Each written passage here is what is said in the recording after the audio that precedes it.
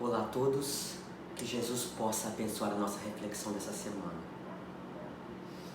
Qual o tamanho do legado de Jesus? Muitos dizem que é incomensurável, que não haveria livros no mundo para registrar tantos ensinamentos de Jesus. Eu gostaria hoje de fazer uma reflexão sobre essa frente, ou essas frentes que Jesus deixou para nós de seus legados. Então, na minha opinião, houve 3 frentes. A primeira frente, a mais importante, foi o exemplo. Jesus nos arregimentava e nos arregimenta até hoje pelo exemplo que ele deixou, ou seja, ele vivenciava o amor, ele era o amor encarnado, ele era enviado de Deus para nos trazer a lição de amor.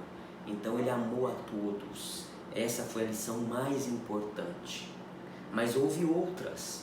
Houve o legado das curas. Então foi necessário naquela época que houvesse prodígios, que houvesse os chamados milagres, que para nós não há milagres. A ciência um dia vai comprovar para nós a multiplicação dos pães e dos peixes, vai justificar o que aconteceu com Lázaro, se era um estado letárgico ou não, mas aí são outras questões. Mas o importante é que Jesus falou: podeis fazer mais ainda do que eu faço. Ou seja, ele não disse que ele estava acima do bem e do mal. Ele trouxe uma lição para que todos nós possamos um dia seguir e fazer o que ele fez. E o terceiro legado, a terceira frente dele, que é a comunicação, que é o Evangelho. Então, os psicólogos dizem que há 3 formas de nós nos comunicarmos. Há a comunicação agressiva, a comunicação passiva e a comunicação assertiva. O que é a comunicação agressiva? E nós temos que ir em nossos primórdios da humanidade para entender que nós agíamos pelo instinto. Então havia muita ignorância e nós precisávamos sobreviver. Então nós utilizávamos da força. Ou seja, não importam os direitos alheios, nós precisamos sobreviver nesse mundo. E muitos de nós trazemos nessa comunicação agressiva isso. O que importa é o que eu penso. Então o egoísmo está arraigado em nós. Então, quando nós começamos a evoluir, compreendemos que a comunicação agressiva são resquícios que nós trazemos do nosso egoísmo. Já no outro polo, existe a comunicação passiva. O que é isso? Infelizmente, muitos de nós saímos do instinto, conhecemos crenças, doutrinas e religiões, e em vez de ficarmos no caminho do meio, nós migramos para o outro polo, que é a passividade. Então, a gente foi muito agressivo e nós achamos que agora nós temos que aguentar muitas coisas. Então, nossa comunicação passiva é quando nós não sabemos falar não, nós não respeitamos as nossas vontades, não respeitamos os nossos direitos ou os direitos alheios, então nós nos calamos, temos comportamentos passivos diante das necessidades da vida. E os psicólogos falam que isso também nos faz muito mal, porque nós precisamos achar esse equilíbrio. E o equilíbrio é a comunicação assertiva. Então, sou eu conseguir me manifestar de maneira respeitosa, primando pelos meus direitos, pelas minhas vontades, pelos meus quereres, e propondo, sem impor. Eu proponho uma situação, eu externo a minha vontade. E é interessante que Jesus, na grande maioria das vezes, teve o comportamento e a comunicação assertiva. Vou dar um exemplo. Quem não se recorda da mulher adúltera? Então, para os costumes da época, a mulher que traísse o seu marido, ela deveria ser apedrejada. Como Jesus veio com a lei de amor, ele poderia ter uma comunicação passiva, ou seja, ele não se manifestaria, teria um comportamento passivo e a mulher morreria apedrejada.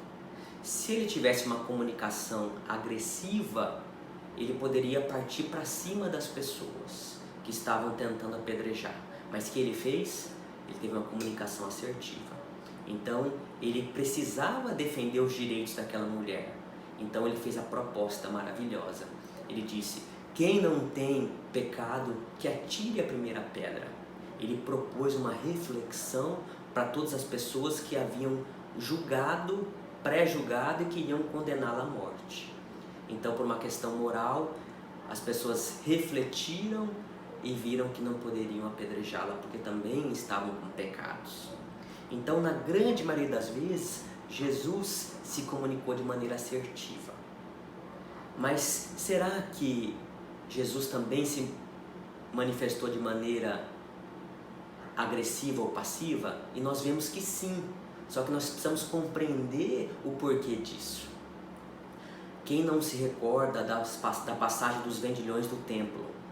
Então, imaginemos a situação. Jesus chega no templo, vários comerciantes com tendas, com barracas, vendendo animais para serem feitos sacrifícios, ou seja, vendendo a fé.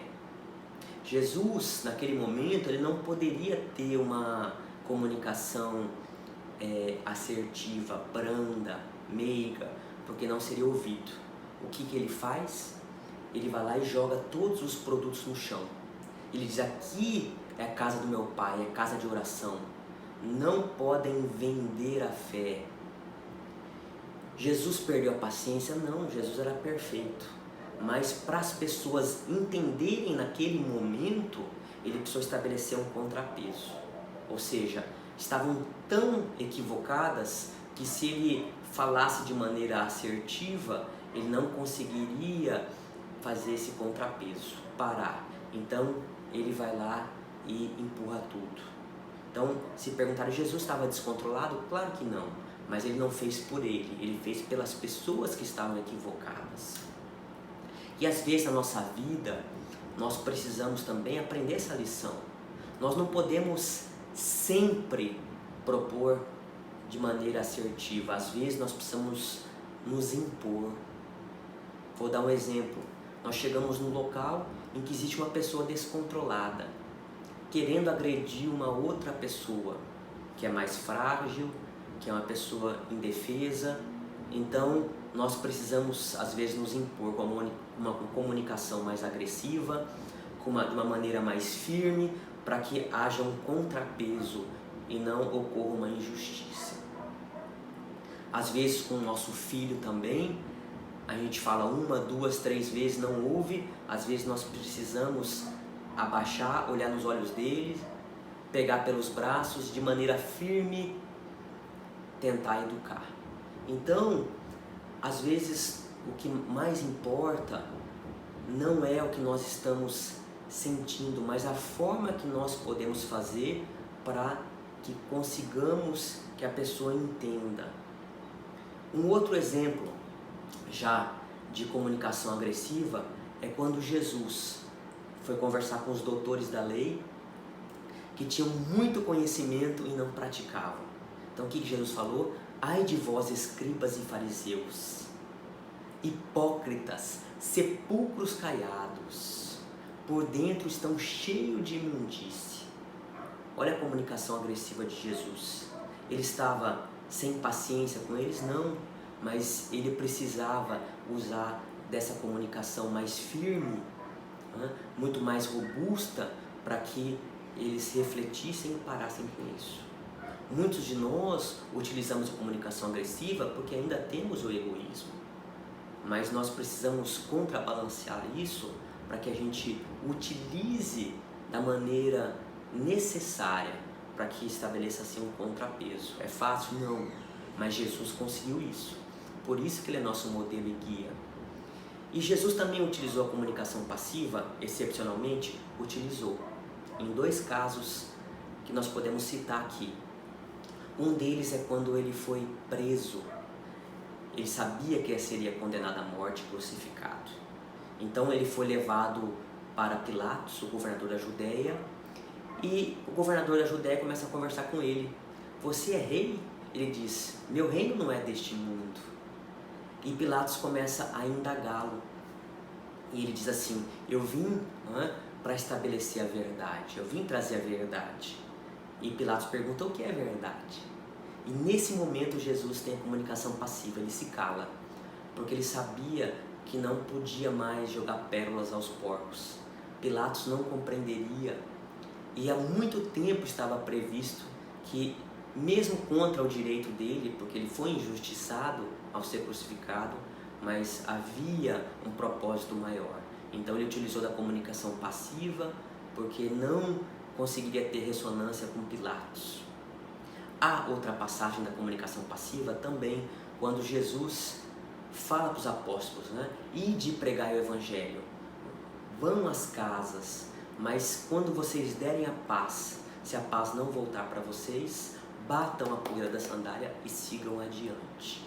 O que Jesus queria dizer com isso? Não perca tempo, não gaste energia. Tenha um comportamento passivo quando as pessoas não estiverem prontas para receber o evangelho.